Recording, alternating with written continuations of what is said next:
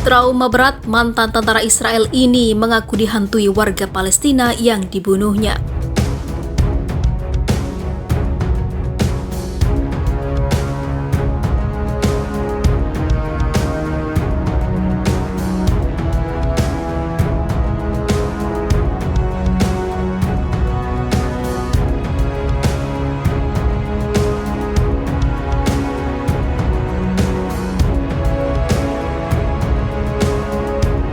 Sebuah video berdurasi 6 menit 10 detik menghebohkan dunia maya. Pasalnya video tersebut memperlihatkan seorang mantan tentara Israel yang mengalami gangguan kejiwaan lantaran kerap dihantui oleh salah satu orang Palestina yang dibunuhnya.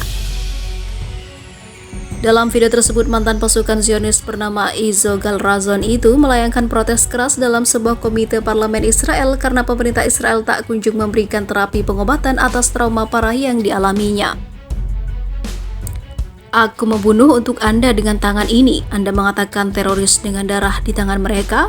Aku membunuh lebih dari 40 orang untuk Anda. Aku dibunuh, kata pemuda itu di hadapan anggota parlemen di Knesset. Razon tidak mengungkapkan penyesalan sedikit pun atas pembunuhan itu. Ia hanya mengeluh akan belum adanya pengobatan atas dampak kejiwaan yang dialaminya pasca pembantaian yang ia lakukan untuk melayani pemerintah Israel. Tidak ada yang memberi saya terapi dan saya mengeluh. Aku kencing di malam hari sejak mengalami trauma. Dia datang kepadaku dan berkata, "Mengapa Anda membunuh saya? Mengapa Anda membunuh saya?" ungkapnya.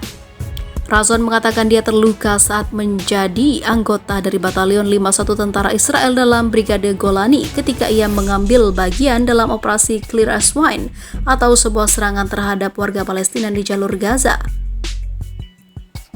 Izo Gal Razon adalah bukti hidup bahwa tidak hanya menghancurkan Palestina, tetapi juga orang-orang yang seharusnya dibantunya. Sementara itu, Yordania kecam aksi Israel larang azan berkumandang di Masjid Al-Aqsa. Yordania melayangkan kecaman kepada Israel lantaran melarang kumandang azan di Masjid Al-Aqsa. Pada hari Rabu 14 April 2021, Yordania mengecam pihak kepolisian Israel karena mengunci pintu-pintu di Masjidil Aqsa sebagai upaya untuk membungkam kumandang seruan azan atau sholat bagi umat muslim.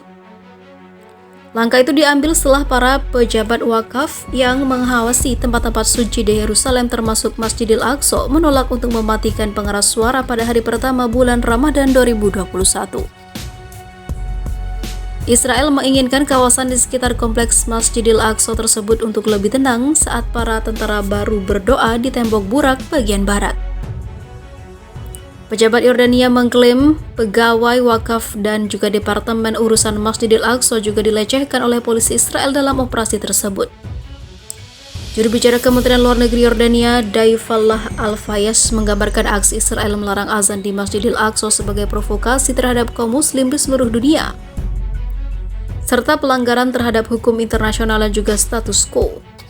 Dia juga menegaskan bahwa Masjidil Aqsa merupakan situs suci Islam yang murni dan Departemen Wakaf Yerusalem adalah satu-satunya otoritas yang bertugas mengawasi segala urusan di tempat tersebut.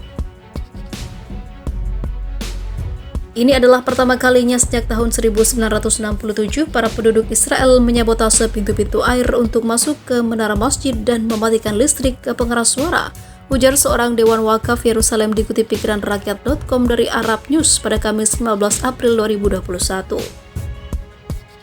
Selain itu, perwakilan Dewan Wakaf juga mengatakan bahwa polisi Israel pun mengejar-ngejar pejabat wakaf yang menolak melakukan tuntutannya terhadap aktivitas muslim di Masjidil Aqsa.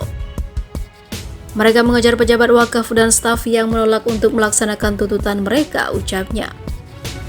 Israel merupakan salah satu negara yang menandatangani perjanjian internasional yang mewajibkan bangsa di negara tersebut menghormati tempat-tempat suci termasuk Masjidil Aqsa.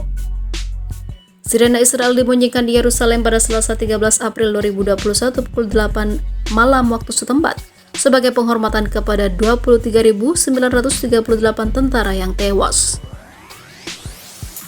Sementara seruan untuk sholat Isya atau azan di kota Yerusalem pada hari itu berkumandang pada pukul 20.30 waktu setempat. Kepala Komite Islam Kristen untuk Yerusalem, Hana Isa, mengatakan bahwa aksi Israel melarang azan di Masjidil Aqsa telah melanggar Konvensi Roma 1998. dan meminta komunitas internasional untuk meminta pertanggungjawaban dari Israel. Presiden National Christian Coalition in the Holy Land, Dimitri Diliani, juga mengatakan bahwa kejadian pelanggaran azan di Masjidil Aqsa merupakan upaya Israel untuk menghilangkan kebebasan beragama dan juga melancarkan serangan terhadap tempat-tempat suci Islam. Selain itu, ini merupakan cerminan dari kebijakan rasisme dan juga penjajah Israel yang tidak bisa menerima siapapun yang bukan Yahudi, tuturnya. Anggota Komisi Eksekutif Organisasi Pembebasan Palestina Ahmad Tamimi juga mendesak aksi internasional untuk mengakhiri pelanggaran Israel atas tempat-tempat suci Muslim di Yerusalem, termasuk Masjidil Aqsa. Sementara itu,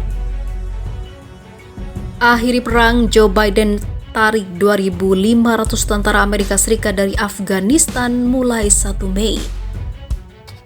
Presiden Amerika Serikat Joe Biden akan mulai menarik 2.500 tentara Amerika Serikat dari Afghanistan pada 1 Mei untuk mengakhiri perang terpanjang Amerika Serikat. Amerika Serikat pun membuka diri terhadap kritik terkait penarikan tentara Amerika Serikat tersebut apabila dianggap sebagai pengakuan de facto atas kegagalan strategi militer Amerika Serikat. Itu tidak pernah dimaksudkan sebagai usaha multigenerasi. Kami diserang, kami pergi berperang dengan tujuan yang jelas, kami mencapai tujuan itu, kata Joe Biden saat pidato di Gedung Putih yang dikutip dari Reuters Kamis 15 April 2021. Biden mencatat pemimpin Al-Qaeda Osama bin Laden dihabisi oleh pasukan Amerika Serikat pada tahun 2011 dan mengatakan organisasi telah terdegradasi di Afghanistan dan inilah saatnya mengakhiri perang selamanya. Joe Biden mengatakan penarikan akan dimulai pada 1 Mei dan berakhir pada 11 September sebelum peringatan 20 tahun serangan 11/9. Saya sekarang adalah Presiden Amerika Serikat keempat yang memimpin kehadiran pasukan Amerika di Afghanistan, 2 Republik, 2 Demokrat, kata Biden.